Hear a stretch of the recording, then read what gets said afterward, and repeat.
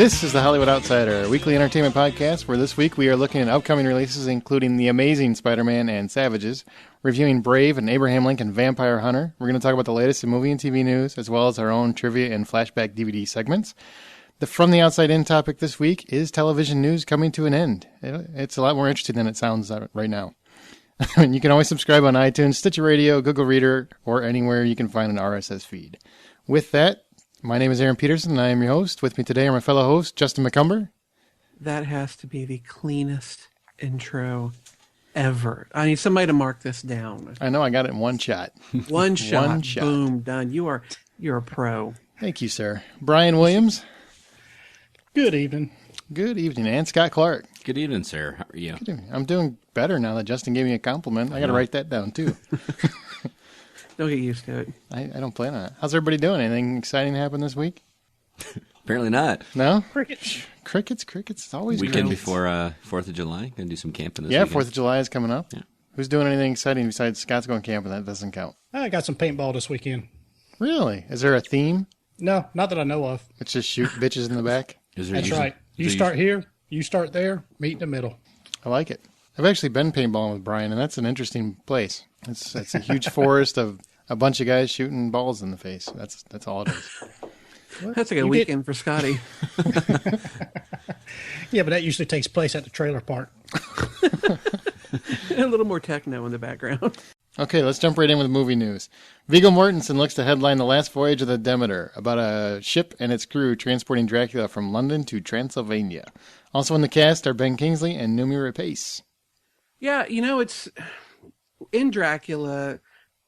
Everybody remembers all the scenes in the opening of the book or the films where, Dracula's in his castle, and then later on he shows up in London, but there's really not a lot ever said or really ever shown about the entire voyage getting from Transylvania to Britain. And I find it odd that it's actually taken so long for someone to expand on that small, relatively ignored part of the story and give it its own tale. Because if you read the book, there are some excerpts from the captain's log that talk a lot about the dwindling numbers of people on the ship and this whole atmosphere of fear and dread as more people go missing. And so it sounds like a really cool story, but it's really given nothing more than that in the books.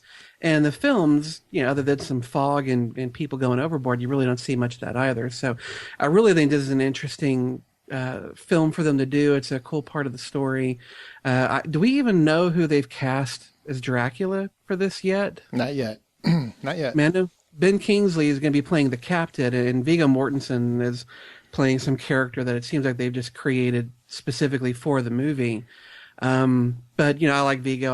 I've liked almost everything he's ever done, so I'm really curious to see what they do with it. I'm really curious. Now, do you guys know who Demeter is? Do not.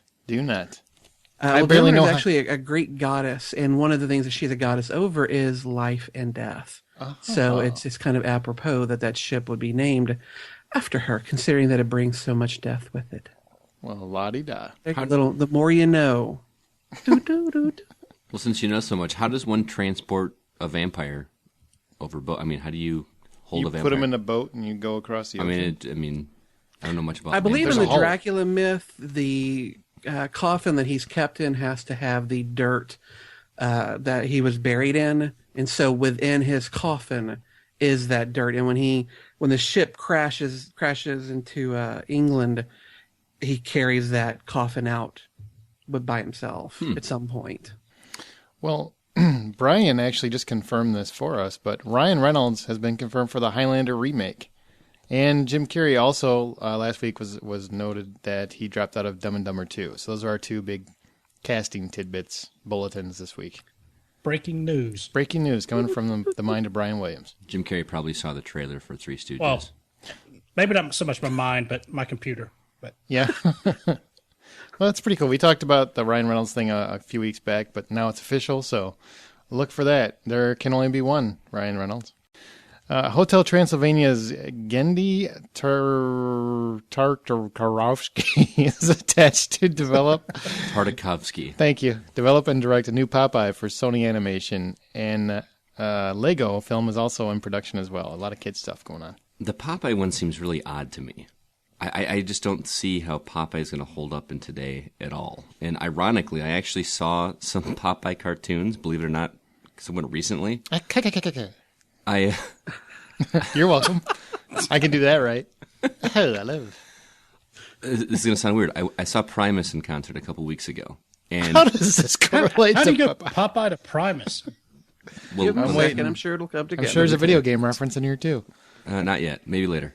Halfway through the show, Primus decided to just do an intermission with no announcement. Just walked off stage and played literally 5 Popeye cartoons back to back to back. Okay. I had nothing else to do but watch Popeye for 5 episodes, which they're what, like 10 minutes each or something like that? 5. Sure. Yeah.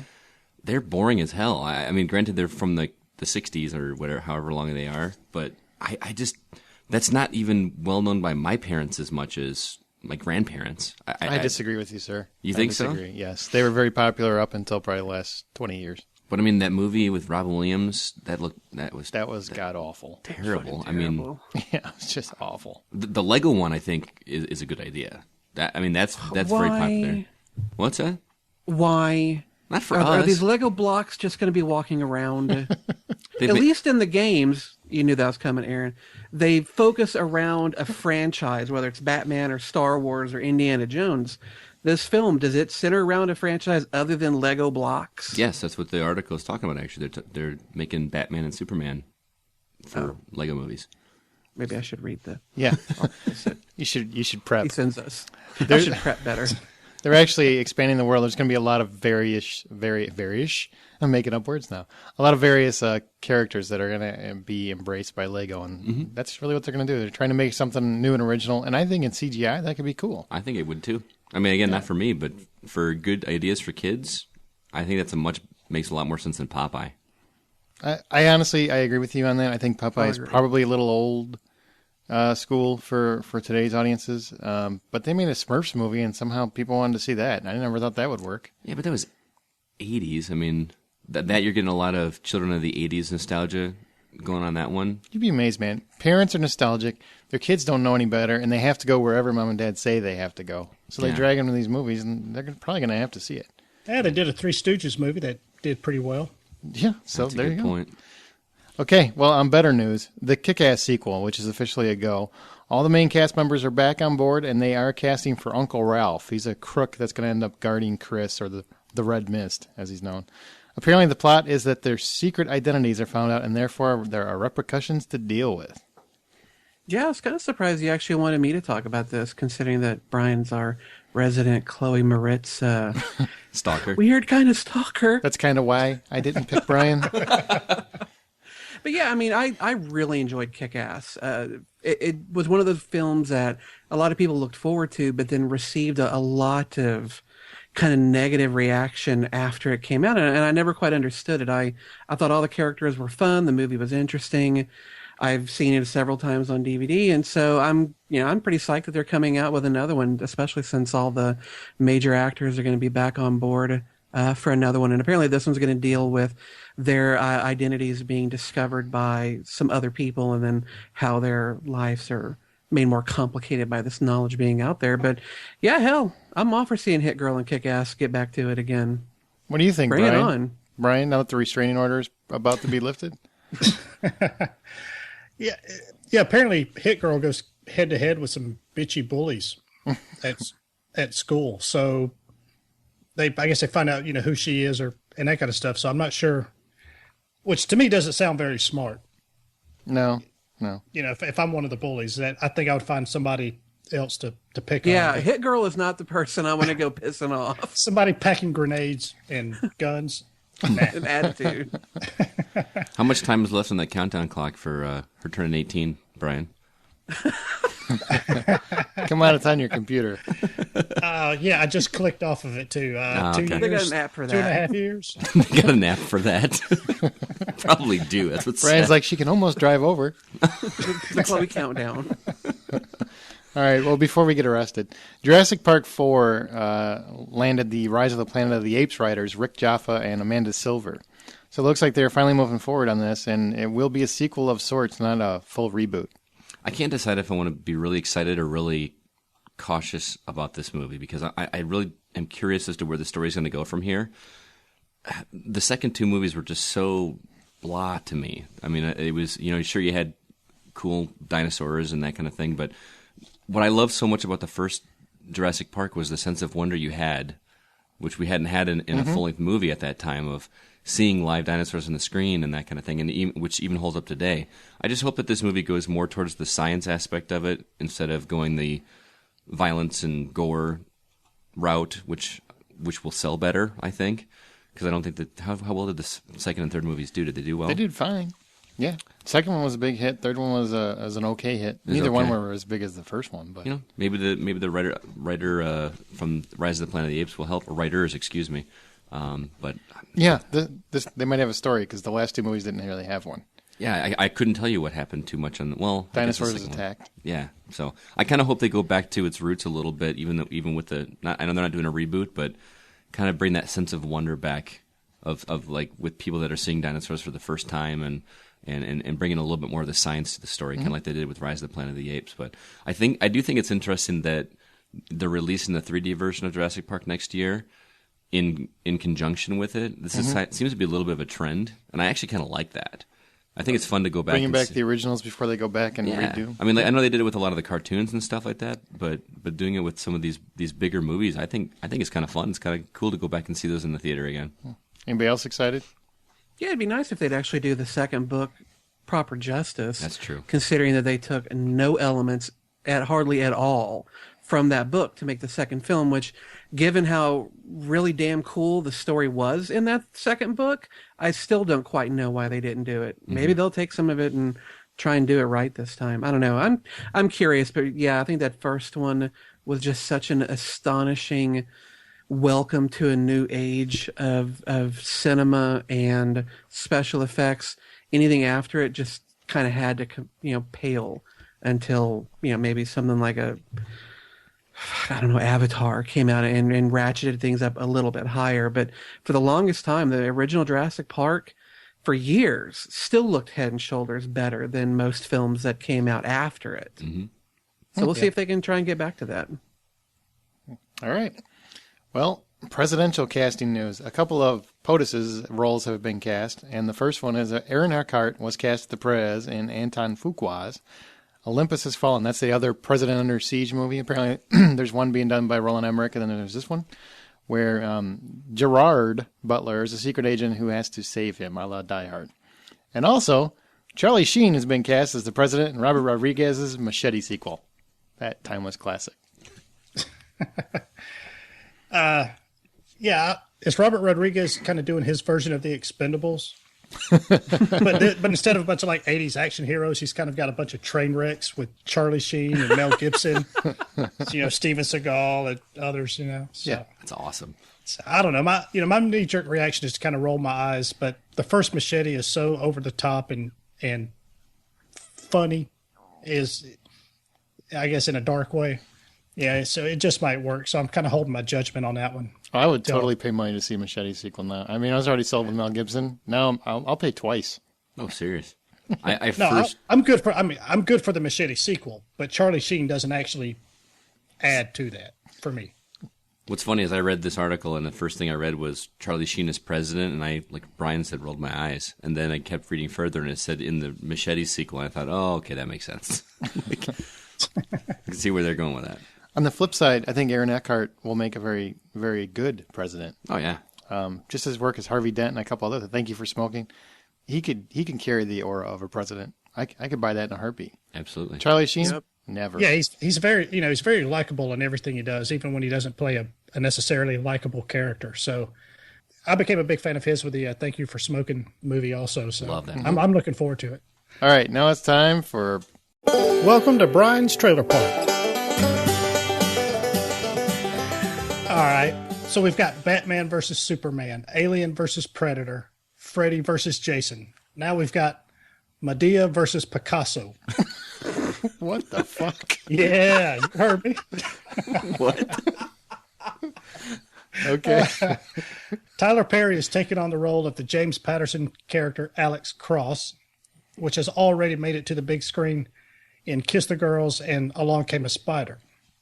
Alex Cross tries to track down a sadistic serial killer called Picasso, played by Matthew Fox of Lost fame. And Party of Five. Come on. Okay, well, I'm waiting to see where Picasso We've got to comes get obligatory Lost reference in here somehow. Yes. Thank you. So now I'm going out on a limb here saying that since Scott has not likely seen any of the Morgan Freeman versions of this character, does this trailer pique your interest at all? I actually have seen both Kiss the Girls and Along Came a Spider. Thank you very much. Oh, snap. Well, you're wrong. Did you say the title of the movie, by the way? It's called Alex Cross. I don't Alex remember. Cross. Yeah. When I first heard that Tyler Perry was going to be playing the role of Alex Cross, I cringed because I love Morgan Freeman and nearly everything that he's done, and to replace him with someone that has gotten his fame from dressing like a woman in his movies just rubbed me the wrong way. So I went into this trailer kind of with lesser expectations. You know, I know there's a lot of hate for his movies, but he's proven even with his minor Apparently role. there's a lot of hate for cross-dressers in your house. I was going to say, I guess no Monty Python in his house. Yeah, no doubt. That's not so much that. Come on, you guys all are with me that the 17 Not now. Day Nope. movies. No, we're against you. Go ahead. I don't know you. Anyway, he's proven even with like his small role in Star Trek that he can act outside of playing an elderly black woman. But I'm actually a little more worried about Matthew Fox's name on the bill. At least I was at first, because seeing him in Lost and, like Justin said, Party 5. I was worried about him being a badass or being the villain, but he looked pretty good in this trailer. I was actually really impressed with. He looked pretty sadistic. My only worry with this trailer is that they're turning Alex Cross into, or the series into more of an action series than the mystery that the first two were. Mm-hmm. There was some action in it, but this one seems like it's leaning more towards action and less on the mystery. That said, I'm interested to see it. I just hope they don't make it all action. I like Matthew Fox a lot. I think he looks pretty good. Mm-hmm. I'll agree with you on that. Tyler Perry, I respect him. I think he looks awful. Maybe it is going more toward an action role, but that's probably because Morgan Freeman can't really run very fast. but I just didn't get it. Oh, Andy Dufresne. He could run from a car wreck. I remember the first time I saw Andy. It's just, I watched this trailer, and I watched it like 3 times because I'm a big fan of the books. I've actually read the books, several of them. And Kiss the Girls, I think, is a really good movie. Along Came a Spider, not so much. But Morgan Freeman did a great job with that character. Really did. And then I see Tyler Perry, and he seems like a very low-rent version of not even Morgan Freeman. He just seems like a TV actor. He doesn't strike me as he has movie charisma. I've seen him in Star Trek. I thought he was okay in that. And he's had a couple bit parts where I thought he's not bad. And I respect him. I think the guy's talented. He's obviously made a lot of money off his films. He's a good writer. I just don't think he's a good actor. I don't think he has presence. I got to disagree with you. I thought he looked pretty good. I was shocked at how much I believed him in that role and how much I was kind of enjoying the bits of his performance that they were putting across. Pardon the pun there, but I thought he did a pretty good job. And yeah, Morgan Freeman's an older man. And if you're doing a pure mystery where there's not a lot of shooting, running, or anything else, physically involved, then sure, keep him on. But if you're wanting to kind of, young it up a little bit and make it a little more invigorating, then you're going to have to get a younger guy. And I think Tyler Perry, for me, did a pretty good job. I went into the trailer thinking I'm not going to like this, and left it going, I'd see that. I thought it looked straight to DVD quality to me. Oh wow, really? Yeah, I think it was awesome. I was very disappointed. The book that this is based on was the actual first James Patterson book with Alex Cross as a character.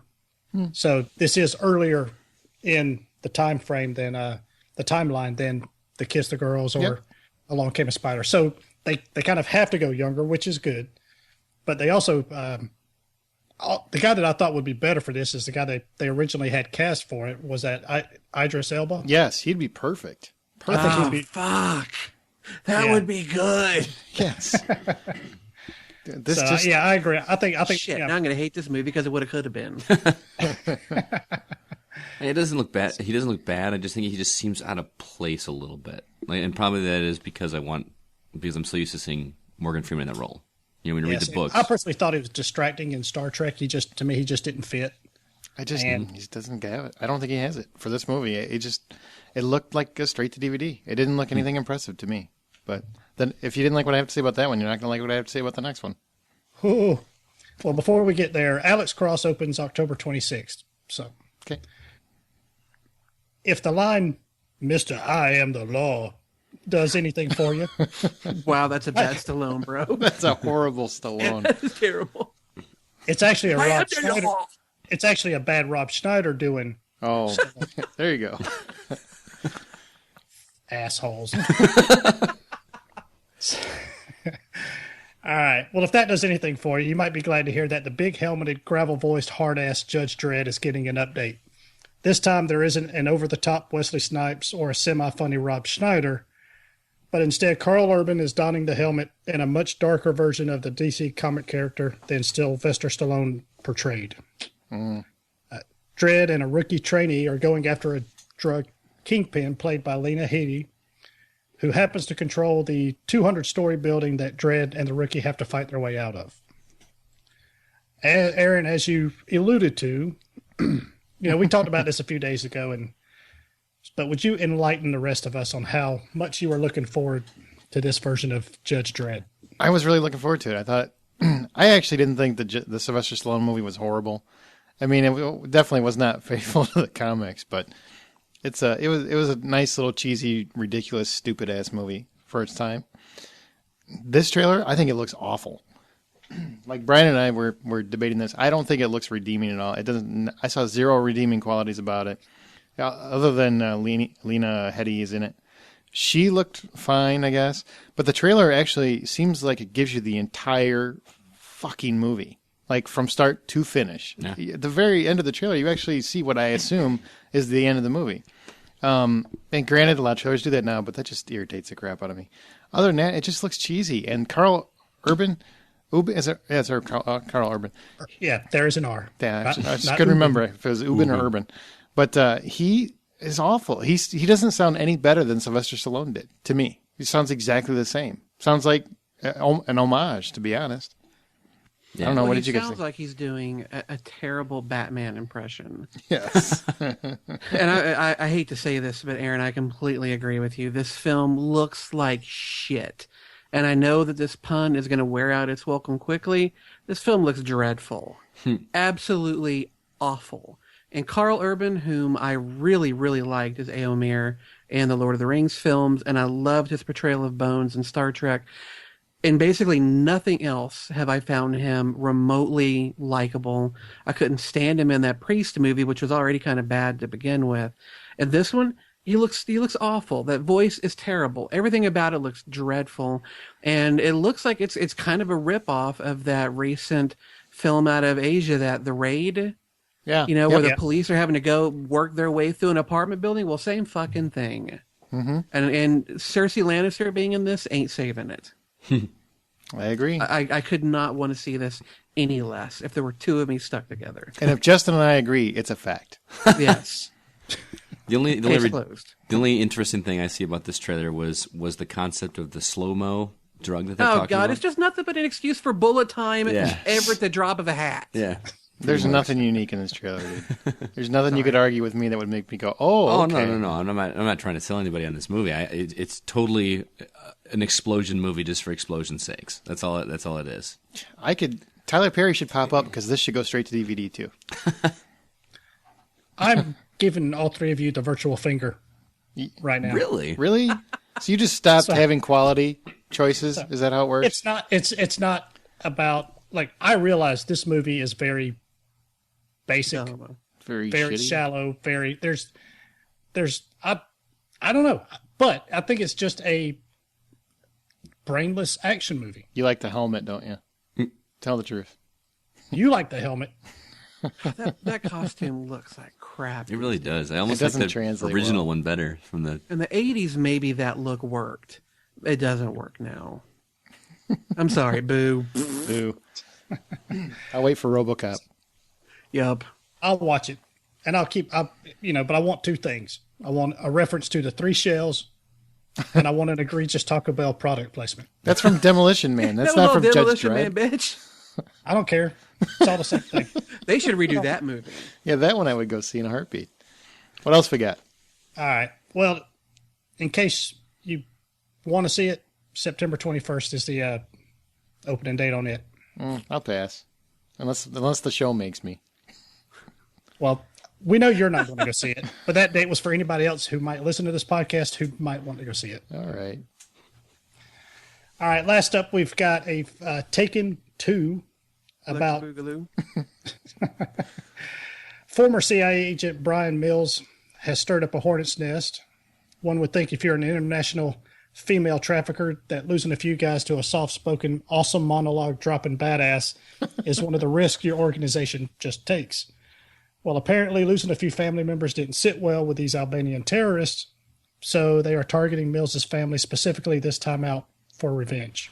So I personally was a little bit skeptical after hearing, news about a sequel that was in the works. Mm-hmm. But I think the trailer actually looks almost as good as the first one. Now, Justin, we've seen Liam Neeson in a few action roles since the first Taken movie. You looking forward to this one? Oh, God, no. I really wanted this to work. And as surprising as I found the first one to be, as good as it was, I thought, okay, they're going to do another one. They've already got the formula worked out. Now we're going to have some fun. But it's basically just the first film kind of redone to the point where he's on the phone with the same daughter giving the almost exact same fucking speech. It looks tired. It looks boring. What is he doing with that wife that seemed to hate him almost in the first film, and now suddenly they're back together again? I think the only thing that would have saved this film, is the trailer for it anyway, is if the daughter had suddenly opened a can of fucking whoop ass. But no, she's just running again. She's running. People are shooting again. I don't know. I don't know what it is, but for some reason this trailer just completely underwhelmed me in every respect. And I'm sure Brian now hates me. I'm going to put up a vote for the official, the Hollywood Hater podcast. Because apparently Maybe that's what it's I'm my going to week. up now. The Hollywood Outcast. Scott? I'm not as downtrodden on this as you are. I think it looks promising, but I'm worried that they're going to mess with the formula that they had in the original. The original did such a good job of cutting away all the fat that most movies insist on putting in for fluff. There was no goofy love story. There was no side dialogue. We got exactly what the audience wanted in that movie. Liam Neeson going overseas and kicking ass and taking names.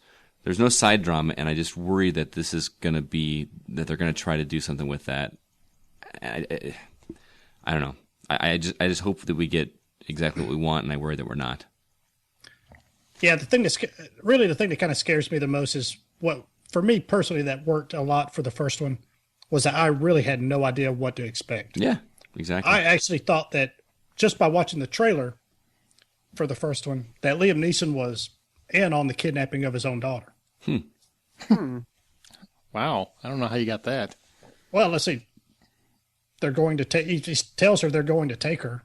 Oh, okay. Well, I guess I could see that. if you're drunk, I could see you taking it that way. But Well, it is Brian. I'll be honest with you. This trailer looks like the same movie. Yes. It doesn't look like they're stretching anything. Not at all.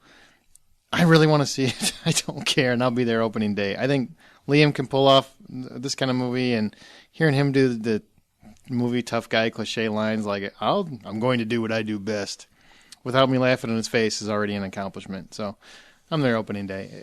Does it look repetitive? Yes. Does it look like anything deep or meaningful? No. And I really agree with Justin 150%. Why the fuck is he with that selfish bitch that basically tried to fuck him over in the first movie? I have no idea. But I'm sure they'll have a deep story explaining it. Well, see, I gather that they were around each other, that their relationship is better, but I didn't necessarily. Were they kissing or overseas together? Yeah, they were on vacation together, man.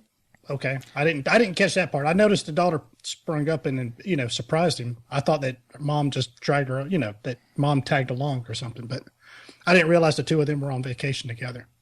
So I will say this though: is Maggie Grace a vampire or a Highlander? Has that woman aged a day since Taken? She looks as young in this trailer as she did in that first film, and she looked younger in that film than she did in Lost. It's like she's going back in time or something. Well, you'd think Brian would want to see it more because apparently he likes him in the teens. well, I know. Listening to Justin kind of coos over there, She's a pretty woman. I mean, I liked her in Lost and I liked her in Taken, but when I saw the trailer, I marveled just that she doesn't look like she's aged a single day.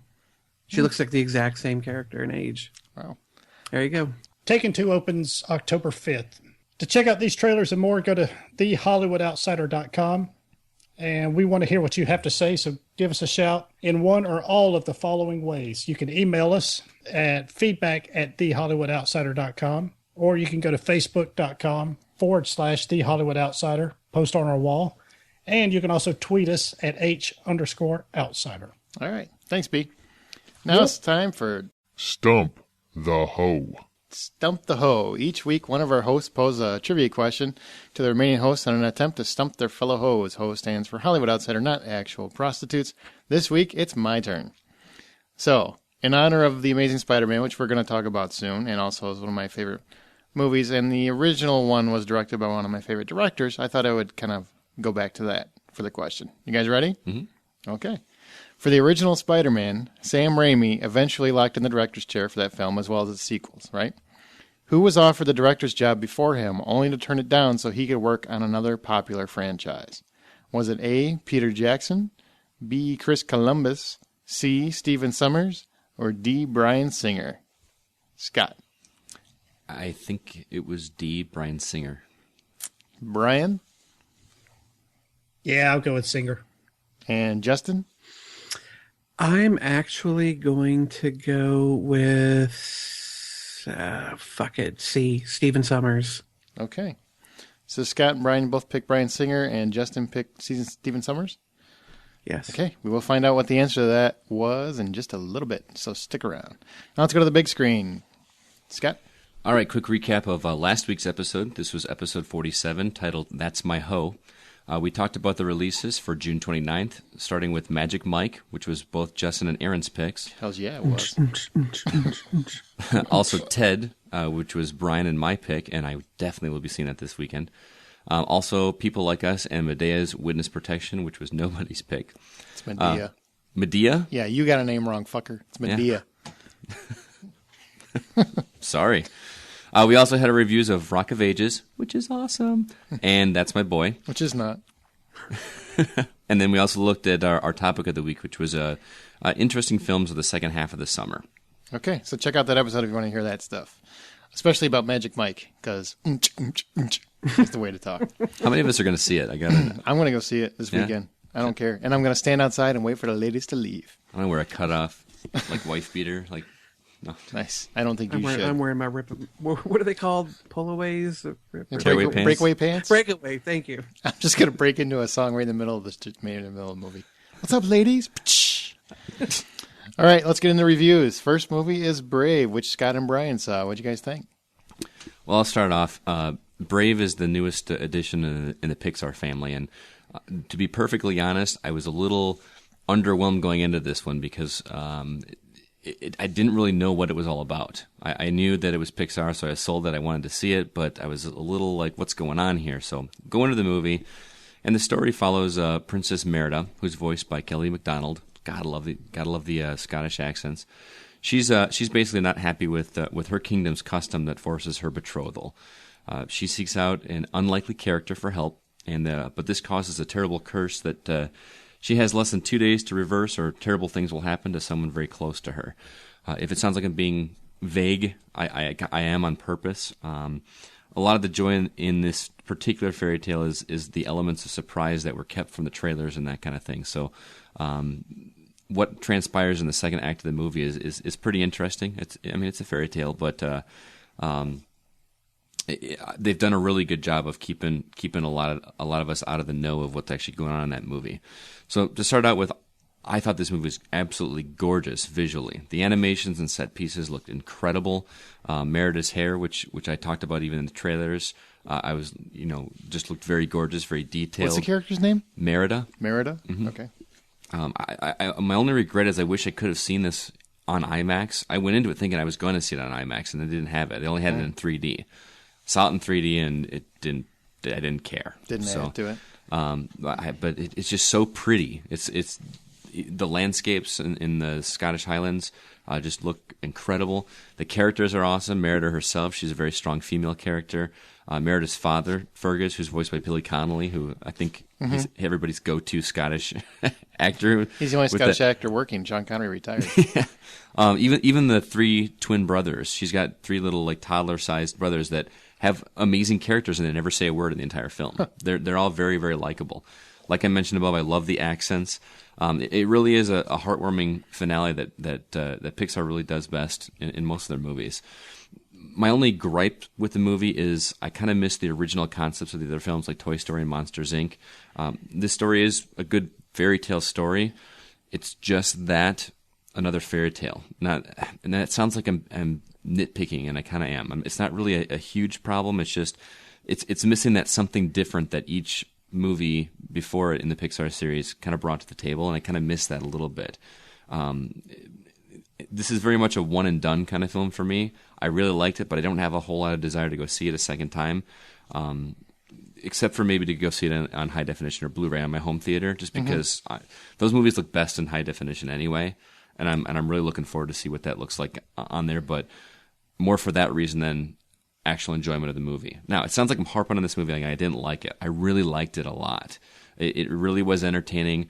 I'm not gonna lie. I pulled a Brian. I actually choked up at parts of this. There's a really good message. There's a really good heartwarming family feeling to this movie that really works. And that is a little bit fresh to the Pixar movie. I really like that a lot. So the negative things I had to say about it were not enough to give it a poor price. The charm was there, and it was enough for it to get a $7 out of 10 for me. Okay, Brian. Wow.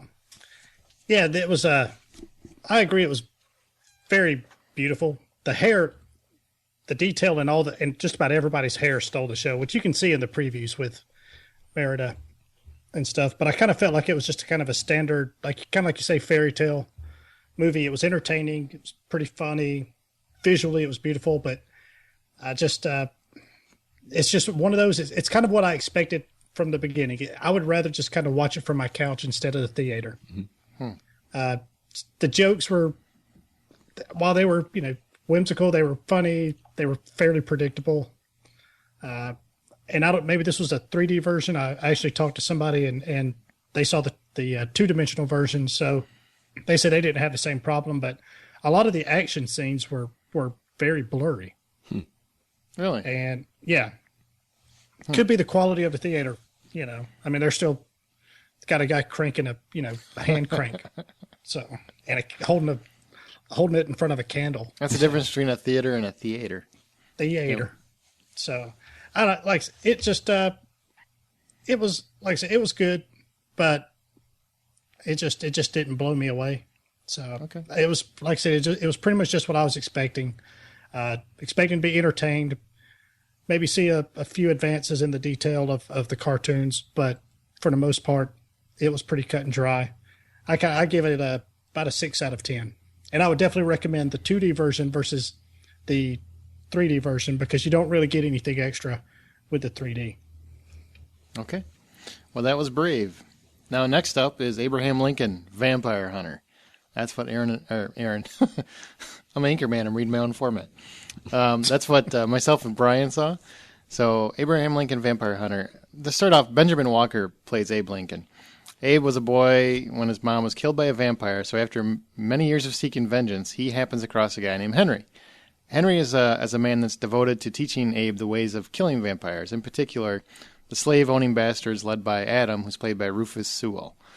That guy, if you look that guy up, he is basically the token bad guy. Every movie the guy's in, bad guy. Bad guy. He is. Every movie. Abe also gets a little help from his former slave best friend, Will Johnson, who I must say for the slave era seems to get around just fine, no problems. And his boss, Mr. Speed, who's played with a little spice by Breakout Kings Jimmy Simpson, which was, as a fan of Breakout Kings, it was a nice little benefit for me because I liked the guy. It was good to see him working. The film's mostly set during Abe's youth, but it does include his courtship with Mary Todd, and it ends right around the Gettysburg Address. Okay, so first and foremost, here's what I had to say. This is not a fucking history lesson. Nowhere in this film did I go, geez, Abe really was one serious badass vampire killer. I don't understand. I've read several bad reviews after I saw this movie, and they all kept going over the historical inaccuracies of the movie. Seriously, I mean, you mean how like vampires don't actually exist, and there's no record of an axe-twirling 16th president beheading them? You fucking morons. Hey, don't you remember from history class that when the North and the South fought at Gettysburg, that the North were shooting silver bullets and cannonballs? It's just so ridiculous. I couldn't believe how. I mean, I don't read reviews until after the movie's over. So I read them all after I walked out, and I couldn't believe how many of them actually commented on historical inaccuracies. This is the stupidest argument for this kind of movie I could ever see. Yes, the real Lincoln had 4 kids, and Mary Todd was certifiably insane. Sincerely, she was committed. You can look it up. So do not cut history class and use this as your research paper, kids, because it doesn't qualify. The plot is ridiculous. The story is absolutely idiotic. The history is a joke, but the movie is fucking fun. The action was kick-ass. Sure, a lot of the cliched bullshit was slow motion, and what I must say is the longest train bridge in the history of man. Because it's literally the length of the Grand Canyon. I'm not kidding. Wouldn't you agree, Brian, when they get on this train? The length of the Grand Canyon around. Yes. They get on this train bridge, and they seriously take this thing for so long. I'm like, how is this possible?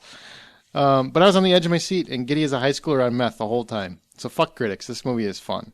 Benjamin Walker, I thought, did a really good Abe Lincoln, but I'll be honest with you, I think he did a great older Lincoln. I actually, to the point where, for a serious note, I think is it Spielberg who's doing a Lincoln movie? I think that's who's doing it. I think he would be a good cast for the elder Lincoln. He did a really good job. Mm-hmm. Shocked me. How I bought him. I mean, even in a movie as ridiculous as this, I'm like, wow, he's actually putting a lot of emphasis on this. Yeah, I thought he was great. The only thing that was a little bit distracting for me with him was that he looked in certain scenes, he looked both like Eric Bana and even a younger Liam Neeson. Oh yeah, that's good. I don't know what it's weird because one minute he would look like one, the other one he would look like the other, but it was, but I thought he did phenomenal. He did a great job, man. I was very impressed with him. And listen, bottom line is I didn't go into this movie seeking art. I don't understand the confusion. The title says how stupid it is. All right, I didn't read the book, so I can't judge it from the book. I've read part of it, but I can't really judge it from the book's perspective. So I don't know how that plays into it. I realize that apparently a lot of this is different. Brian, I think, can talk to that because he's read it. But I went into it realizing this is going to be a cheesy action flick with a ridiculous story, and it's all that and more. It's a ludicrous action scenes, and it still manages to be some of the most fun I've had in the theater this summer. Honestly. I just had a blast with it. If $10 is a full price of admission, I give it $7. Nice. Brian, what'd you think? Yeah, I mean, a couple of nitpicky things. The friend of his, the from childhood, he was the slave that that grew up to be his best friend there. I don't even think he was in the book.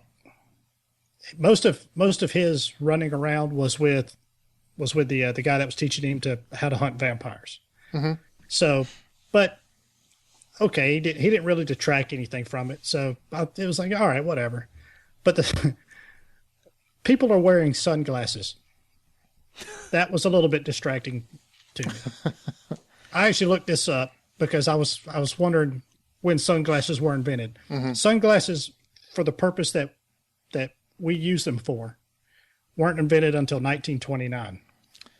Here we go again. Historical inaccuracies. All right, listen, Roger Ebert. I don't care. It's called Abraham Lincoln Vampire Hunter. I check all that shit at the door for that kind of movie. That shit just stays at the door. It's just one of those. They also had a fucking slideshow, like a PowerPoint presentation of the vampires right in the middle of the movie. There's no way they had that technology because they didn't have fucking electricity, I don't think. But I mean, not to any usable effect. And they're basically like, well, I guess they used candlelight, didn't they? But they're basically taking pictures and making a slideshow on the wall. Yeah, It's they had 1800. slideshows back then. If you, I don't believe that.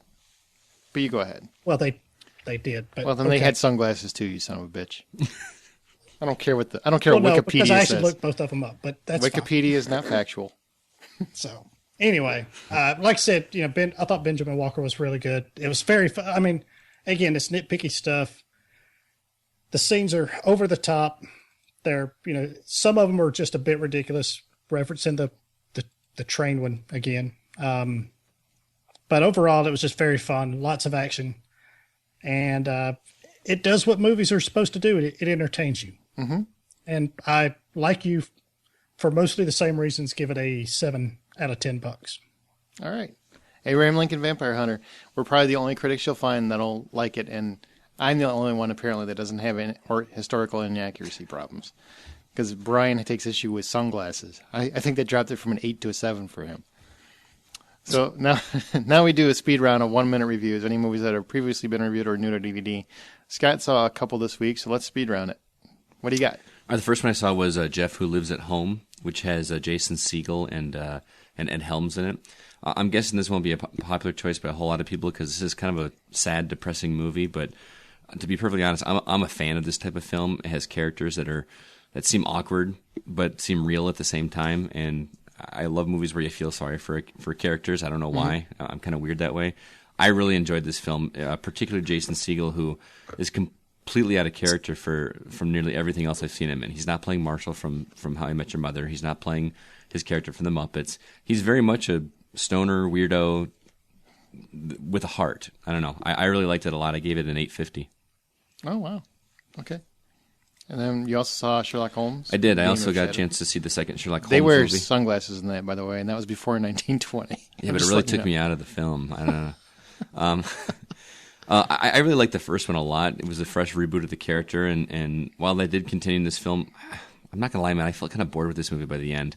It still looked amazing, and I love the clever spin that they put on the, inner fight dialogue that he has during one of the final scenes. But this movie just plotted a little bit too much for my taste. I appreciated a lot of it, a lot of the humor and the banter between the two of them, but it just dragged for me. I felt kind of bored. I only gave it a 6. So. Did you agree with me when I reviewed it back when it came out that the end almost made up for everything before it? Because I thought the end chess match was phenomenal. It did. That seriously was really good, and even some of the action sequences right before that, like in the woods and that kind of thing, where the slow motion was really gorgeous. That's where it really started to get my attention a little bit. I don't think it made up for it as much as you said it did, but it was really good. That whole deal with him and Moriarty. How do you say it? Moriarty. That name I know. Yeah. Be sure we do also have both of those reviews for Sherlock Holmes when it was reviewed back in episode 21, and we also have it on YouTube, which the name tag there is The Hollywood Outsider. So be sure to check that out. Let's go to box office real quick. Brave opened at number 1 with $66 million, which is pretty much the Pixar norm. Abraham Lincoln, on the other hand, Vampire Hunter, opened pretty weak with $16.3 million. A lot of people have a problem with sunglasses. Avengers, by the way. Name redacted? We don't say that anymore? I'm sorry. The super awesome collection of superheroes passed $600 million domestic. $600 million. It's only the third film to ever do that. It's the third. So close to Titanic, people. It is so It close. is. And Titanic only got there because of the re-release where it made another $50 million. So if there's a re-release for this, it would pull it there. Let's all vow to go this week. Go see it again. We'll all go. I will. It's the third highest grossing film ever in North America and worldwide as well. And the number 1 if you take out all films directed by James Cameron. So, congratulations, that film. I actually am going to be seeing this again. Are you? My stepdad hasn't seen it. I'm going to take him to see it this weekend. Very cool. And now you'll add to it. That'll add $20. Now it's time for...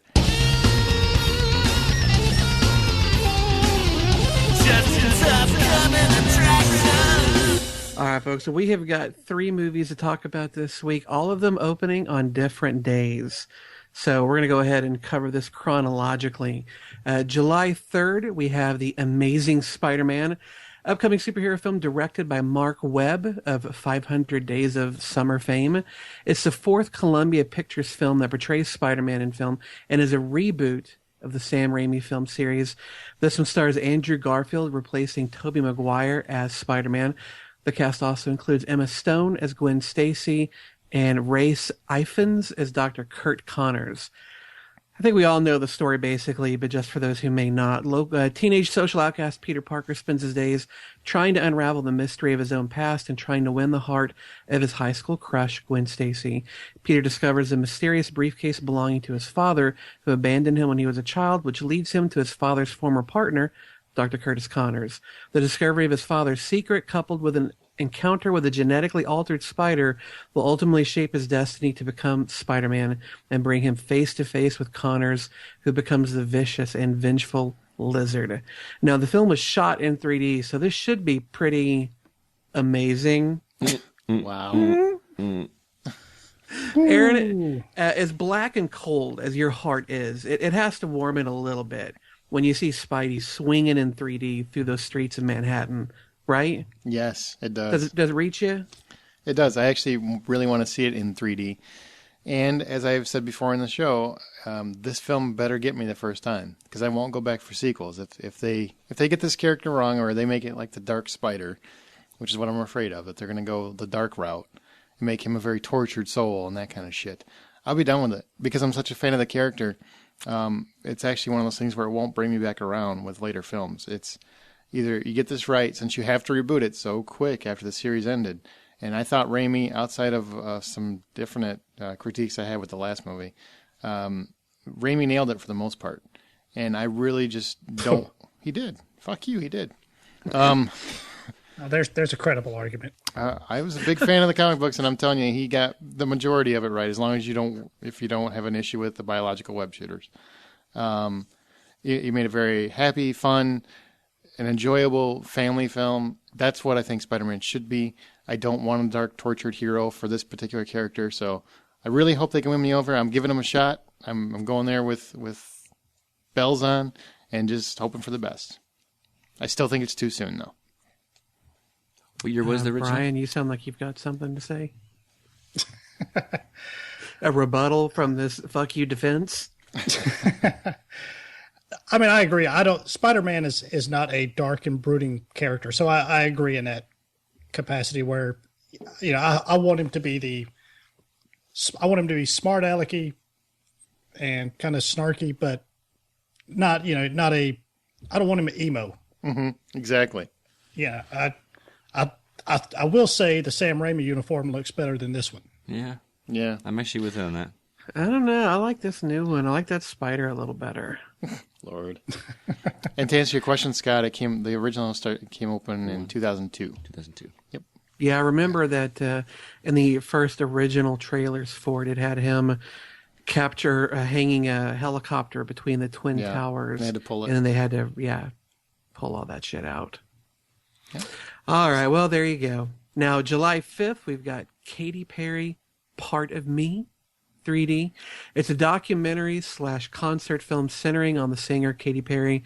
The film tells the story of the trajectory of Perry's career as a gospel singer, original name Catherine Hudson, until the present day as pop singer and global superstar Katy Perry, with some testimonies from her about her childhood, talking about the teenage dream era with scenes from backstage of her last world tour while trying to take time to resolve personal problems, including her divorce from British comedian Russell Brand.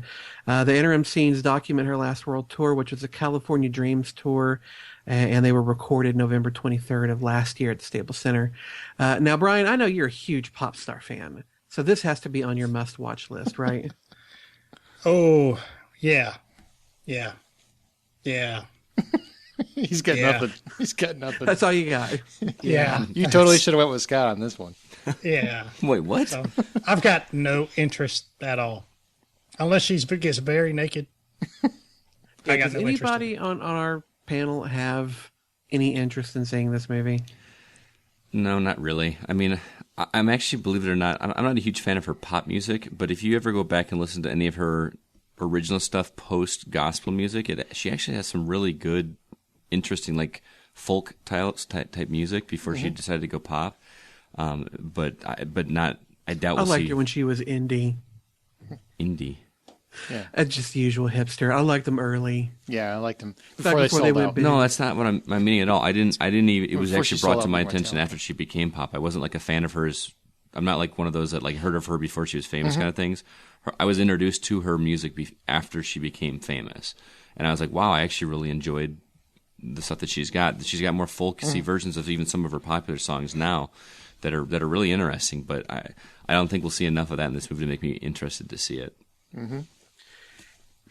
I don't have a desire. No, Strangely enough, I kind of do. it's not really that strange, Justin. Well, I mean, granted, yes, she is a stunningly attractive woman. There is no arguing that she is incredibly sexy and beautiful.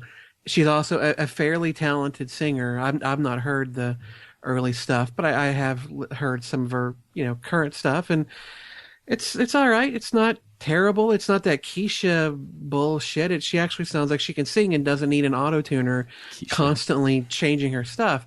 I do find it interesting, though, that she does have such a conservative background, and considering being that gospel singer, being raised in such a conservative household, and now being this practically international sex symbol and all the things she's gone on to do, I am actually kind of curious to see what that journey was like. I have no interest in going to a theater to see it. If I ever did watch it, it would certainly be on a video on demand and probably fast forwarding through concert stuff just so I could see more of her actual life.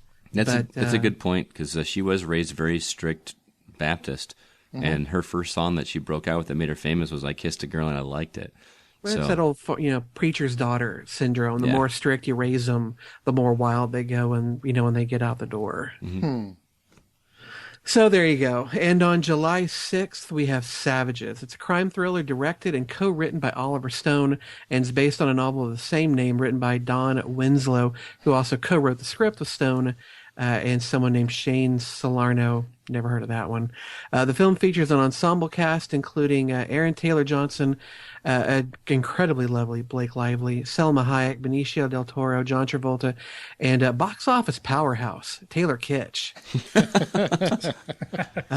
When their hippie girlfriend O, which is short for Ophelia, played by Blake Lively, is kidnapped, two marijuana growers confront a Mexican drug cartel formerly called the Baja Cartel, led by Elena Sanchez, played by Selma Hayek, and Miguel, Benicio del Toro, to rescue her. John Travolta plays a corrupt DEA agent. Now, Scotty, you're a druggie from way back, so this has to seem like a college spring break for you, right? I am trying to be a teacher, man. Help me out here. They won't listen to this. What happened in Tijuana stays on the internet. That's right. All right. I said it before when this first trailer came out. We talked about it on the show.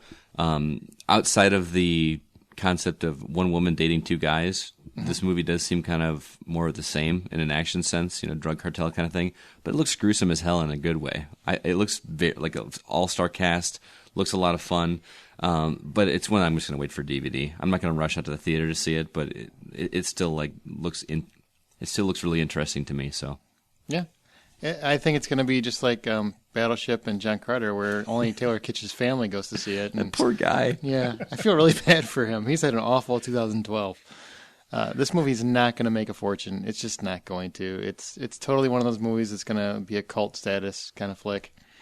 I do want to see it, but seriously, you're opening it the same weekend as Amazing Spider-Man. It's just not going to happen, Taylor. Sorry. It's 3 days later. That's enough padding, right? Yeah. Yeah, but luckily, though, from looking at the trailer, it doesn't look like it was an expensive film to produce. So, unlike John Carter, unlike Battleship, there's not a huge amount of money that they have to overcome with this film. So this may actually be his shot at making a movie that actually maybe earns its money back and possibly an extra couple of shekels on top of it. We'll just have to see. He honestly needs it, though, because He does. Yes. I really like Taylor Kitsch from what I've seen of him. Yeah. I think he's got talent. And if this doesn't hit, his career is going to hit it's done. I mean, I can't see him coming back with anything major for quite some time after this. He needs a Katniss. He does. He needs to call the Hunger Games people right now and see, what do you have available? Get me in that movie. Hey, what was the role we were talking about? Water Boy, I'll do whatever. Whatever I can get. Yeah. So there you go. July 3rd, Amazing Spider-Man. July 5th, Katy Perry, Part of Me. And July 6th, Savages. Now, the Katy Perry and the Amazing Spider-Man, as we said, both are in 3D. Of these three films, do I really even need to ask which one is our choice? I guess I... Probably not. For the flow of the show, might as well. Aaron, your pick. Amazing Spider-Man. Brian. Spider-Man. Scotty. Spidey. All right, so it's a sweep. Spider-Man gets the win. Oh, now, when they come out with the Katy Perry sequel, All of Me, I will go see Oh, that. shit. That I'm waiting for. All of me in Pre-order. 3D. All of Me in 3D, I am there.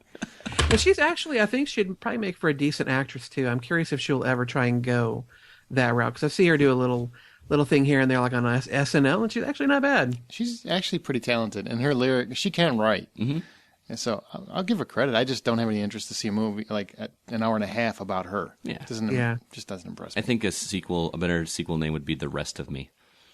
No, All of Me is the movie I want to see. Well, that's what it's I going to would be. much rather see this, though, than that fucking Justin Bieber, whatever the hell that yeah. movie was Never called. say crap. never. Or No, never say see that movie. That's what I should Yeah. Who gives a shit what a 16-year-old dude from Canada has to say? All right. Now Not the Canadian part doesn't matter. It's let's focus on the youth. don't pick on the Mounties. Don't pick Not on picking them. on the Mounties. What's this movie? Okay, now it's time for What's This Movie? Each week we play a little movie clip that one of our hosts pick to give you guys a chance to see if you can guess it. If you get it right, we name you off on the show. We kind of give you a little cred there. I don't know what kind of cred that is, but we give you a little shout out. Last week's answer was heavy metal. Heavy metal. And the only person that got it was Mystery Man on Twitter.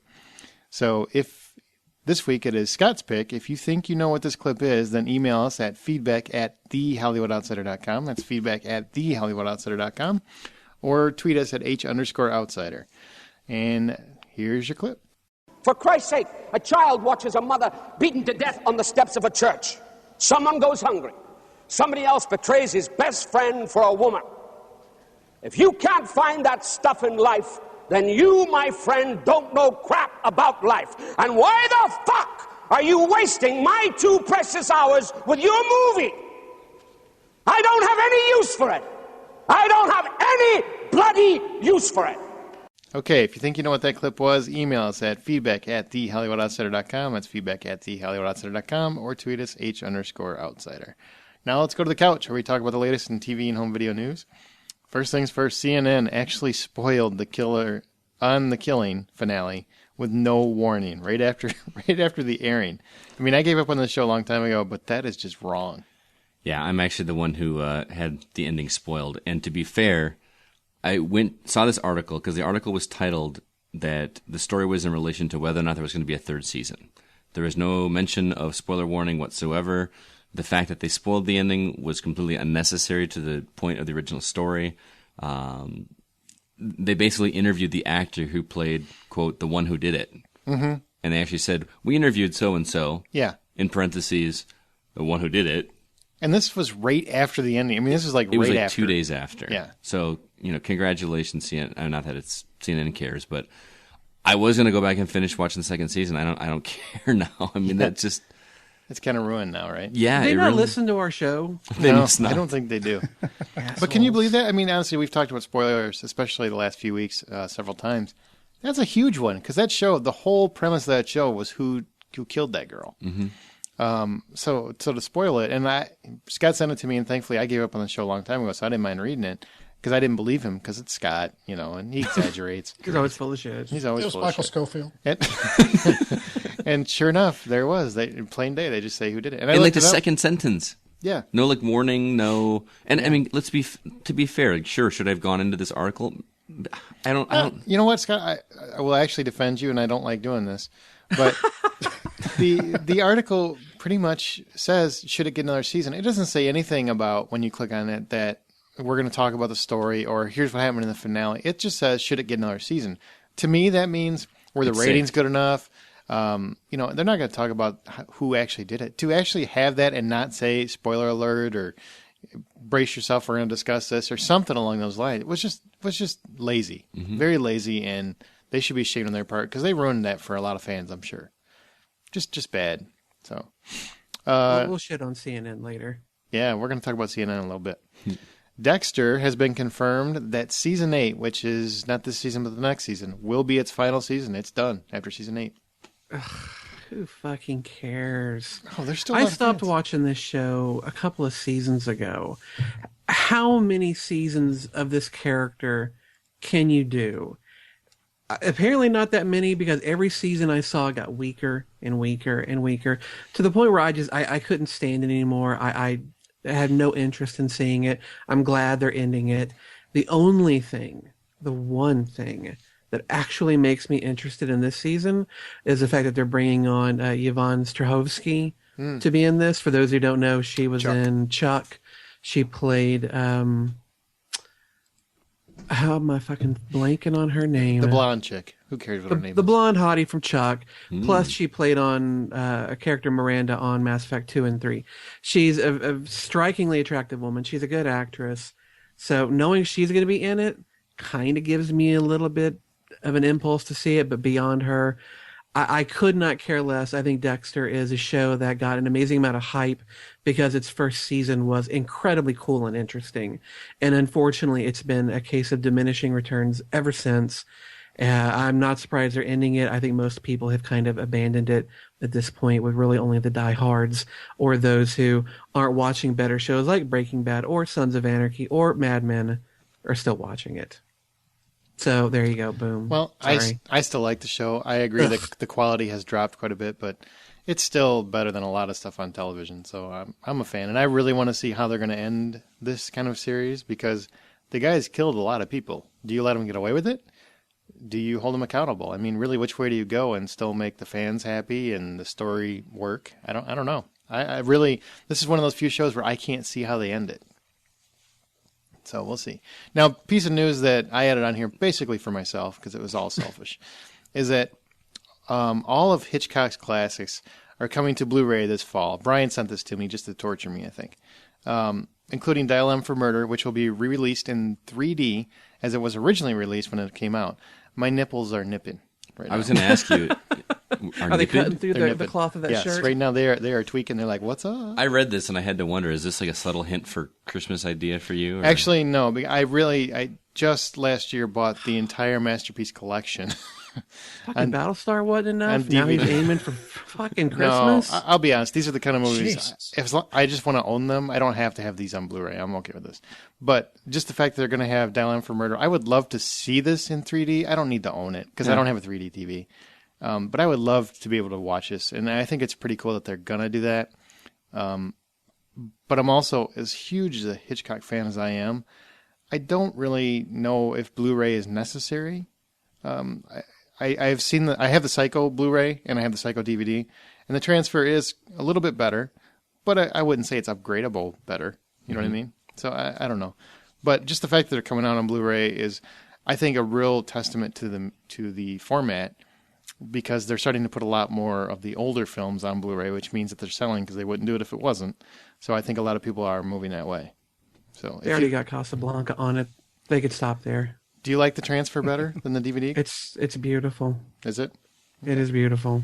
Well, then I might get suckered at some point, but we'll You know see. you will. You say I probably will. I mean, I've still got so many on VHS and I haven't got rid of yet.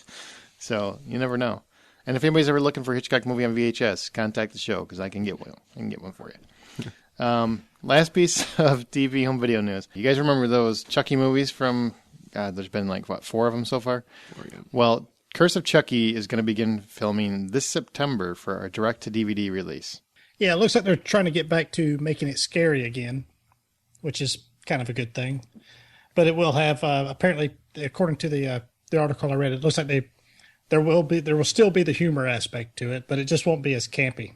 But for me personally, I've never been that big of a fan, but for some reason I've always, I guess I've seen them all from one reason or another. Mm-hmm. But other than that, really, there isn't much they can add. I am glad that they are getting away from the cheesy comedy. Yeah, the comedy part of it. That wasn't funny to me. I thought it was really stupid. the last one was really bad.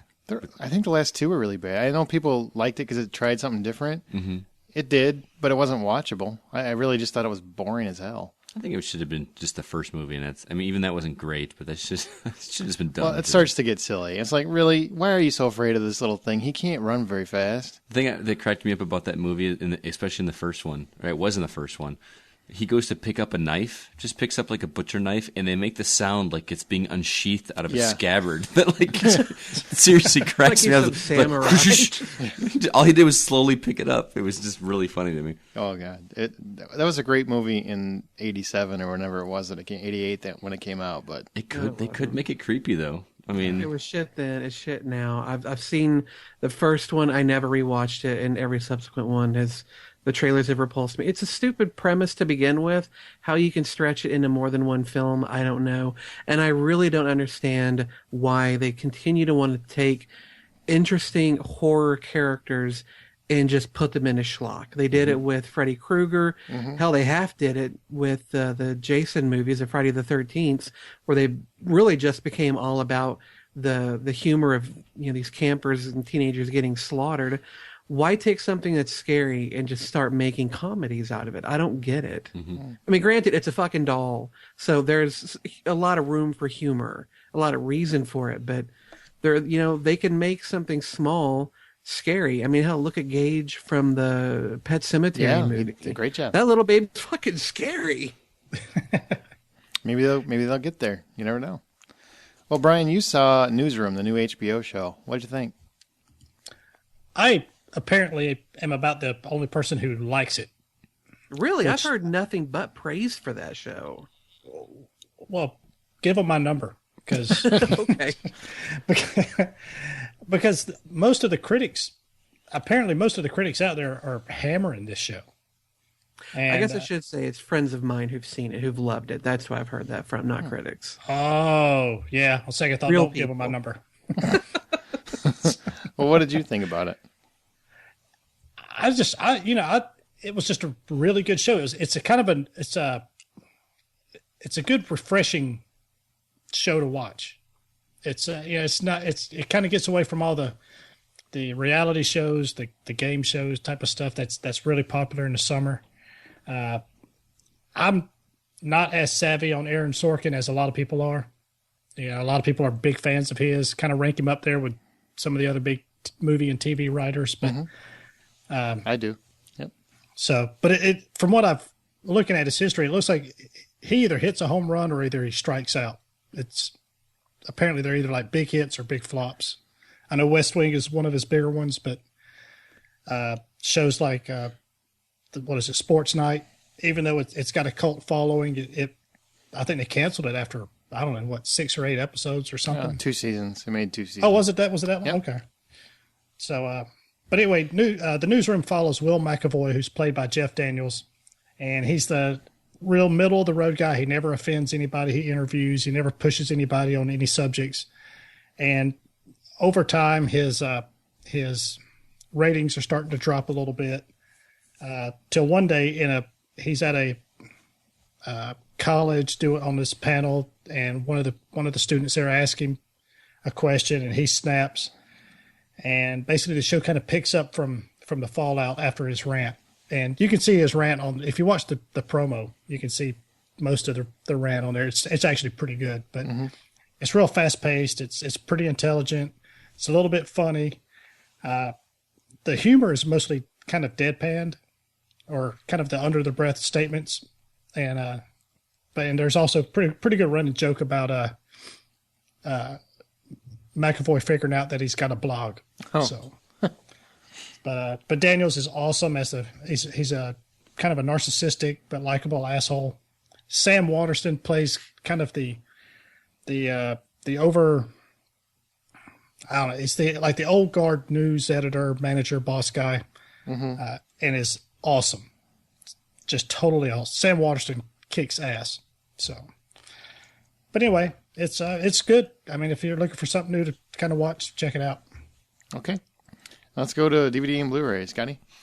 All right, so this is the releases that are coming out on July 3rd. The first is The Hunter. This has Willem Dafoe hunting the last Tasmanian tiger. Also, God Bless America, which is the tongue-in-cheek film about a terminally ill Frank who decides to rid the world of mean people We actually reviewed this film a while back on episode 42, and there's also a review of it on our YouTube channel, which can be found at the name The Hollywood Outsider.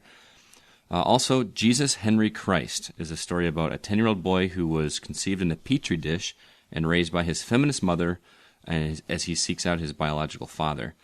Lastly, Mac and Devlin go to high school. This is a Snoop Dogg who's apparently working on his 15th year of being a senior in high school. If that kind of thing interests you. So, again, those are the releases for July 3rd. Ooh, yeah. Hit me with that unknown shit. Flashback. And with that, we'll move on to our flashback DVD or Blu-ray. This is where one of us hoes brings to the table a DVD or television show from either older or obscure that they'd like the rest of the guests here or even our listeners to get a chance to listen to check out. More specifically, our listeners. This week it's Justin's turn. So, Justin, what movie do you have for us? Well, this episode we've talked quite a bit about Liam Neeson. I see no reason to stop that Neeson train at this point in the show. A film came out about 1995. It came out not long after Braveheart, and I think because of Braveheart, it didn't get the attention that it should have gotten, because I think in a lot of ways this film is superior to Braveheart. But they're both films featured Scottish characters about Scottish heritage. This film's called Rob Roy. Came out in 1995, like I said. It's a historical drama film. Stars Liam Neeson as Robert Roy McGregor, who was an 18th century Scottish historical figure who battled with landowners in the Scottish Highlands. Jessica Lange played his wife. It also has John Hurt in it.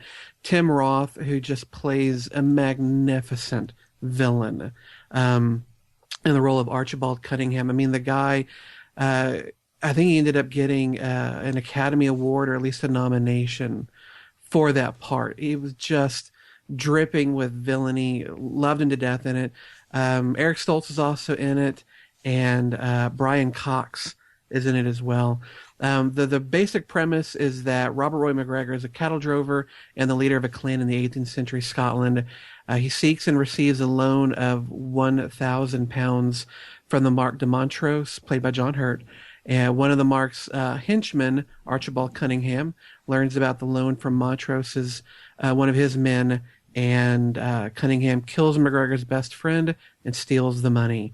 Unable to pay his loan, McGregor is forced to become an outlaw. It's basically a Robin Hood type film. At the end of it, Rob Roy and Tim Roth duke it out with swords. It is a fantastic end fight. A lovely film. Carter Burwell did the score for it. I love this movie. I wish more people would see it. I just think Braveheart stole a lot of that Scottish attention, and it didn't get the attention it should have gotten. That's a good choice, man. Tim Roth was awesome in that movie. Yeah, he was fantastic, and this was really, I think, the first time that I noticed Liam Neeson as an actor in his own right. I think the only film that I may have seen him in prior to this was a bit part that he had in Excalibur. Mm-hmm. And I only recognized him then, way after the fact, when I rewatched him, like, oh shit, that's Liam Neeson. Isn't it amazing how he's come into his own as an action star in his 60s? Mm-hmm. Like, he's had all these years where it just didn't click, and now suddenly, bam, he works. Just takes the right role. That's true. All right, let's go to our Stump the Hoe answer. Okay, the question again was, for the original Spider-Man, Sam Raimi eventually locked in the director's chair for that film as well as its sequels.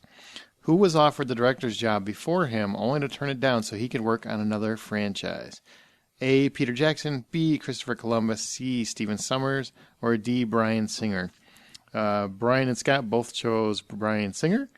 Justin chose Stephen Sommers. The answer is Christopher Columbus. Fuck, I wanted to go with that. He turned down Spider-Man so he could instead launch what became Warner Brothers' staple franchise of the last decade, Harry Potter. I could not remember when Harry Potter came out in relation to that movie. I couldn't fucking remember. Yep, he was the first choice. God damn it. I'm glad he did Harry Potter. Okay, now let's go to From the Outside In, where each week we talk about a topic that's on ours or our listeners' minds. CNN just recently, and we're going to make this an exciting topic because it's an interesting topic. I'll make it interesting. Absolutely. With CNN posting back-to-back 20-year lows, the cable channel is posting 20-year lows back-to-back. The immediacy of the internet and web-based media, has the era of television news begun to end? That's the question. Justin, you can start. What do you think? I think the problem with CNN is that it has tried far too much to be seen as the middle, the unbiased, that network that doesn't cater too far to one side or the other. And I know that people of either side are going to hear me say that and go, oh, bullshit. They talk about the other side way too much. But if you look at it as Fox being the media arm of the Republican Party, and you look at MSNBC is basically the same thing for the Democrats. CNN actually does a fairly decent job of riding the middle road. Unfortunately, there is nothing to be gained in the middle anymore. Most of America has no interest in unbiased, unfiltered, unslanted news. All people want is someone to tell them what they should think and tell them things that agree with their own point of view. That's why all the people who watch Fox, and the people who watch MSNBC watch that one. They want to be told what to think, and they want to have people agree with them. If you try and stick the middle ground, people don't give a shit. There's no ratings there. Nobody wants news. They just want propaganda. And I think that's why CNN is failing, because they are not striving to give that propaganda. Boom. I don't see how you can see it any other way. Well, I will disagree that they are in the middle, because I think they're extremely far left, and I think Fox News is far right. I've seen far too much of where they go, I think, a little bit to the right. Here's what I think. The news should always be unbalanced or unbiased. It should be completely fair and balanced, whatever the hell you want to call it. Whatever tagline you want to throw at it, it should always pull itself out of whatever political party it's thinking of and just to do the news. I think Fox News, you're absolutely right. They are way too far right. Everything is fucking Romney, whatever, whoever the guy is at the moment. Where I think CNN is far too Obama. It's just, they're both are on their own sides. The problem I see with the news, I mean, just taking politics out of it, is that more and more I see the entirety of the evening news on CNN and other channels to be revolving really only around one or two or maybe three sensational topics. It's Trayvon Martin is the thing, or Sandusky is the thing, or whatever the particular sensational topic is. That's all they have on the news anymore. That gets old. I mean, there's no variance. There's no several different stories. There's no actual news. It's just a bunch of ETV reporting, it feels like. Mm-hmm. You know, I mean, Sandusky happens, that's all we're watching. Trayvon, I mean, that's all that was on CNN. I watch the news religiously. I watch CNN all the time. And I got to the point where I stopped watching it for a while because I got so sick hearing about the Trayvon Martin thing. And it's gotten to the point where it's ridiculous, absolutely ridiculous. I don't know if you guys feel the same way, but that's every time I turn it on, that's what I see, so I stop watching. Well, all they do is they recycle the same shit. When I used to actually have a day job, I worked in a network operations center, and they had CNN on, or whatever channel, news channel, on all the time, 24 hours a day, so we could always be abreast of the news. And all they did was just show the same couple of hours over and over and over again. It's this 24-hour news cycle kills so much of anybody's interest. Mm-hmm. See, I'm on the fence of people that don't. Number one, I don't like politics. You know this. We've talked. Mm-hmm. We've had this. And news to me is just depressing. I'll flip through CNN once in a while, just to get my mind off of work for a couple of minutes, in between customers or whatever, just to see if there's anything interesting that I want to read. But I'm not the kind of person that's going to sit down and watch watch news on television at home. With as many movies and TV shows I'm trying to get caught up on, I would just much rather spend my time watching something I enjoy than watch what's in the news. Like I said, I'll flip through that when I'm riding in the car or something on my phone. Do you think go ahead. Do you think part of it is that because the younger generation, I mean, you're a little younger than me, you're not much younger, but those before you, like the current generation, do you think they don't watch the news because they get all their information on Twitter and Facebook and I think it's a little bit of both. I think the younger generation is more interested in pop culture news than they are issues of the world. Mm-hmm. I mean, let's be fair. They're more interested to see what Katy Perry is doing than than Obama. I mean, in that age group. But that and in the fact that you have to sit down and tie down to a specific time of day to watch a show doesn't make a whole lot of sense when you've got so many outlets that you can get it in the immediacy, or get text alerts, or get an email alert when some news topic happens and read it as it happens, as opposed to having to stay up and watch the 6 o'clock or 10 o'clock news. That to me is something that's coming out of the past. I honestly don't see even my generation or the generation before watching nightly news. I just don't see that happening. Well, I don't think it's the death of it. I think we're at the beginning of it, obviously evolving. But yeah, for the most part, you're right. Nobody's sitting down. Okay, hey, it's 5:30, it's 6 o'clock, or it's 6:30. It's time to watch the news, like maybe like our parents did, or maybe even like we did not so long ago. But you're right. We do have so much. We're a mobile world basically at this point. There's we get with Twitter, Facebook, all the smartphones, all these other sources. We're getting updates immediately. Most people want to know more than just something that comes out of their 140 characters. So you do when you do get home from work or wherever you're at, you do turn on the TV. Hey, what's going on with this? So you do turn on the TV to learn more what's going on. And I think how we consume it is going to be changing, but I don't know if it's actually on the verge of dying. That's fair enough. Well, one thing that I really have noticed a lot, and this scares the shit out of me for the future of the world, I guess, and I hate to say that, it makes me sound like get off my lawn, but really scares me because people seem to only get the headlines now. Nobody seems to read the facts of anything. I mean, and I hate to bring it up again, but the Trayvon story, for example, I mean, so many people were shouting what they perceived as facts, and all it was the headlines that they had read on Twitter or Facebook, or from someone else that had heard it from a friend. I mean, it's basically gossip news, and that seems to be what people are getting now. I mean, I don't see a whole lot of people that actually listen to an article or listen to the news. How much of that is the news source that's producing these quote unquote articles?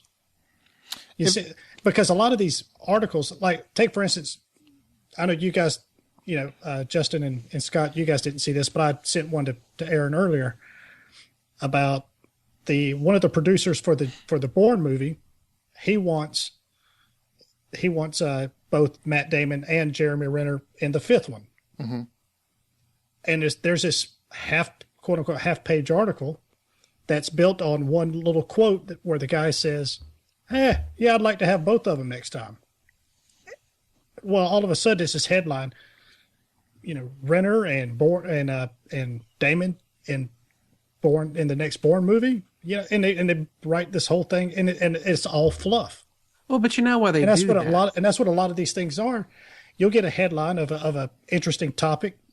They'll have one or two sentences of a little bit of information, and then there's half a page or more of backstory of stuff that basically we've already been witness to for the last, say, 6 months of whatever development has been going on. So, well, but the reason I think that they do this, and this is me being all conspiracy theory, we all know that most of the news organizations out there are owned by 5 companies now.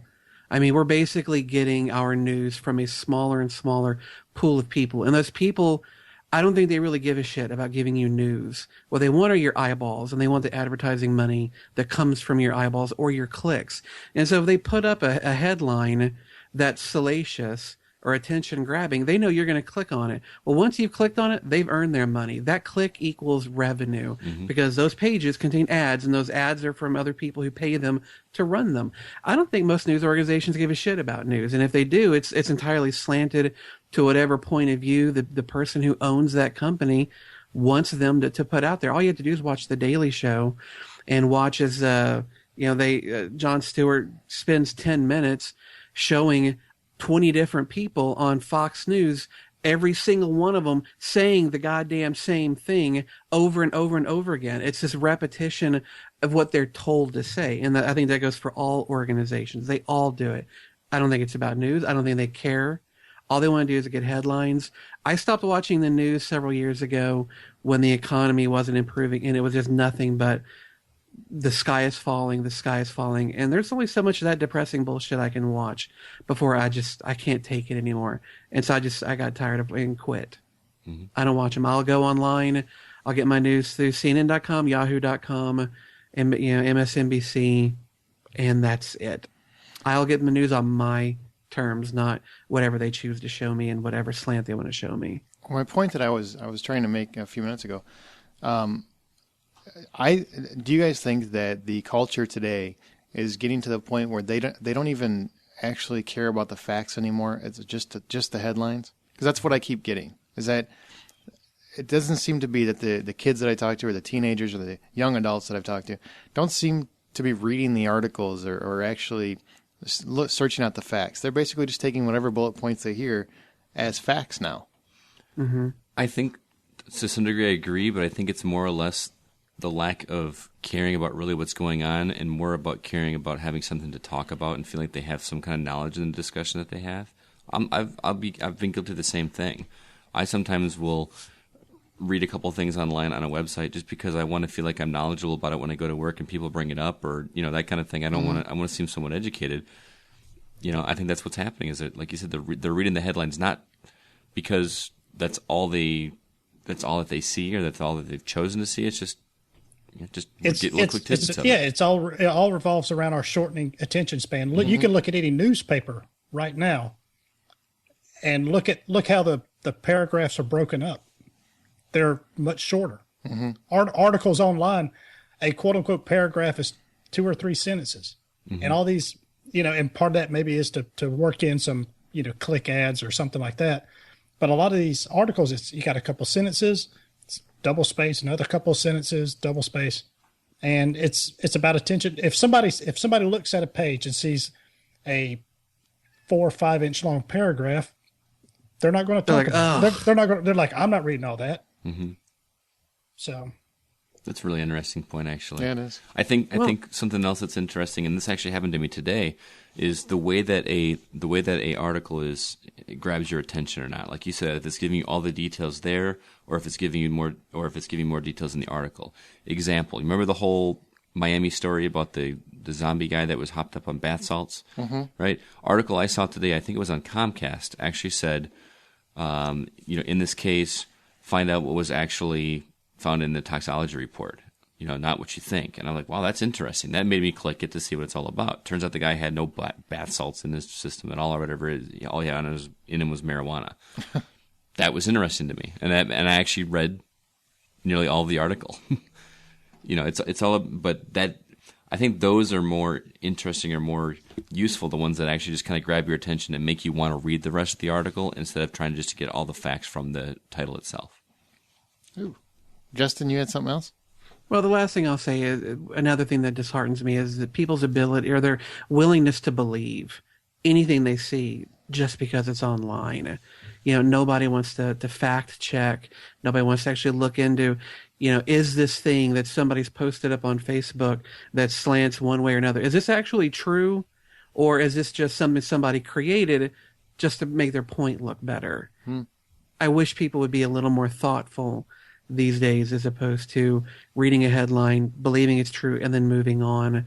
I think we have lost a bit of our ability to just digest information, think about it.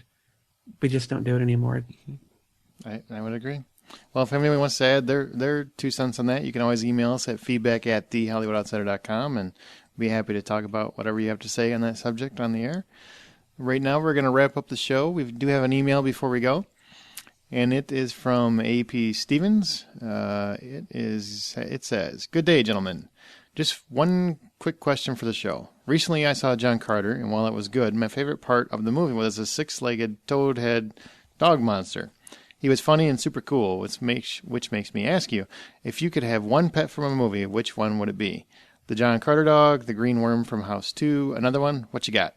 Thanks, and keep up the great work." Who wants to go first? Scotty? I like Doug from Up. Oh, Doug from Up. Oh, that's a good dog? call. Squirrel. Because I love you.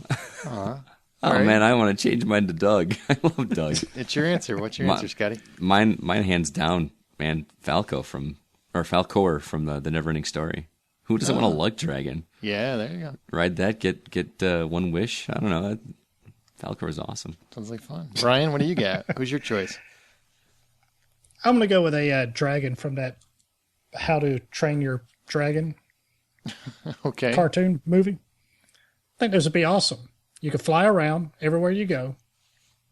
Their protection, they got that fire and stuff.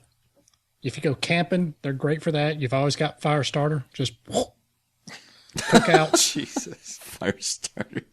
Yeah, they're great. Very versatile. Okay. All right. So my answer is Gizmo from Gremlins.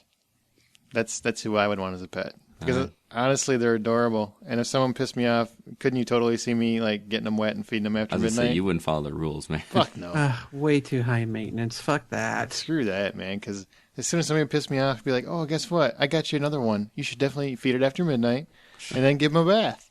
That's what I the would beer you'd spill on one, please. Those are answers. Thanks, AP. Appreciate the email. Next week, we are going to be reviewing The Amazing Spider-Man and Ted, apparently. Magic Mike, maybe? We'll see. That's a lot of movies for one weekend. We'll see what happens. You can always find us on thehollywoodoutsiders.com. Make sure you stay through the credits for a couple outtakes. On Facebook.com/The Hollywood Outsider. Email us at feedback@thehollywoodoutsiders.com. Tell your friends, subscribe on iTunes, Stitcher, radio app. Give us a thumbs up if you listen on there. Zune, Google Reader, or any plain old RSS feed. You can also now purchase some host stuff at Zazzle.com/The Hollywood Outsider. We don't really make much, but we think it's clever shit, so check it out. That's a tagline right there. There you go. And that's Zazzle, ZAZZLE.com. Thanks for each of the podcasters. Brian Williams, he's available on Twitter at BrianWMS. Thanks, B. All right. Good night.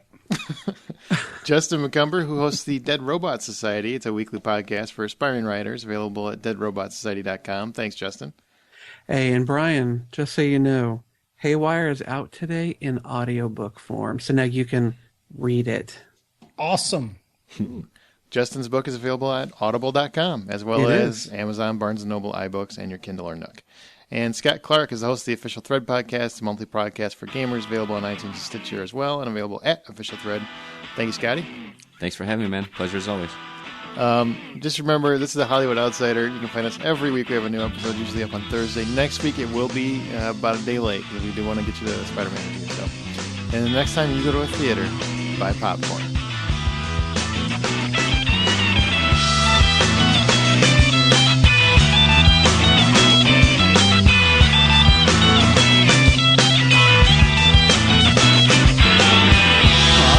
Decision for me letting you go.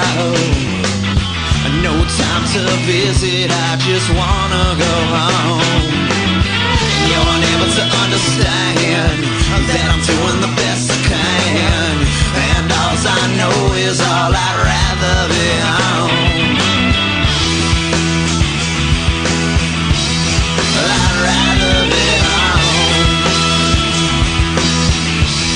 I'd rather be home.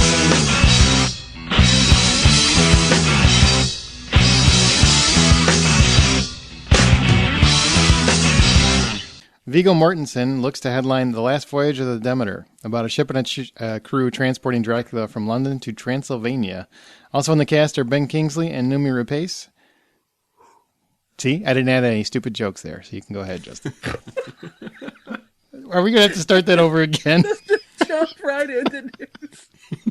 Let's just ignore what fucking happened. Do you hear yourself in your headphones? Like I don't. Maybe. I thought he was going somewhere completely different with that.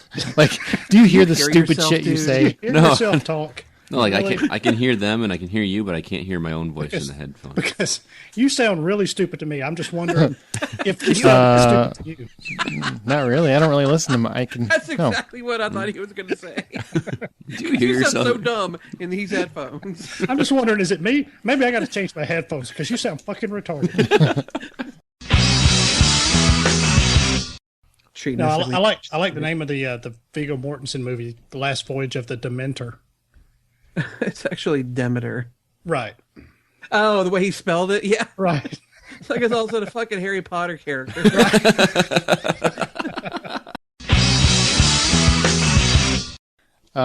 Scott, Brian, do you guys have it worked out? Who's going to do what? Oh, we didn't. Do you want me to do the? Who's? Do you want me to do the synopsis? You've only had like 6 hours. I'm He's looking the at balls, he's licking I'm the looking tape. at I'm looking at juggling the balls a little bit this time.